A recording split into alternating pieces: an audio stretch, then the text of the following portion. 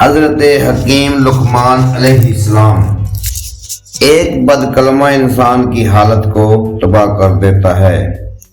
اصلاح نفس کی فکر میں مشغول رہ تاکہ بجائے صفت بد کے صفحات نیک پیدا ہوں۔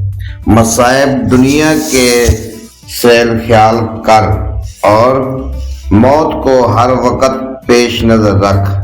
کوئی چیز تیرے نزدیک نعمت و آخرت سے محبوب تر نہ ہو۔ مصائب دنیا سے مت گھبرا، کیونکہ ستارے اندھیرے میں ہی چمکتے ہیں۔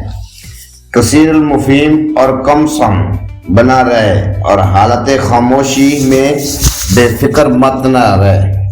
اپنے راز کو پوشیدہ رکھنا اپنی عزت بچانا ہے۔ غصہ مت کرو، اس کی ابتدا جنون سے ہے اور انتہا پیشانی سے۔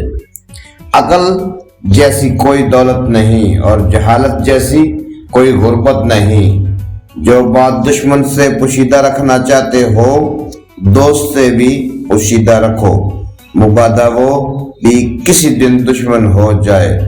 خاموشی کو اپنا شمار بناتا کہ زبان کے شر سے محفوظ رہے۔ جہاں تک ممکن ہو سکے لوگوں سے دور رہ تاکہ تیرا دل سلامت اور نفس پاکیزہ رہے۔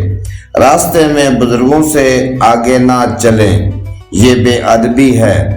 عقل مندوں کی دوستی اختیار کر، اس میں بہت فائدے ہیں۔ ہر شخص سچا دوست تلاش کرتا ہے، لیکن خود سچا دوست بننے کی زحمت گوارا نہیں کرتا۔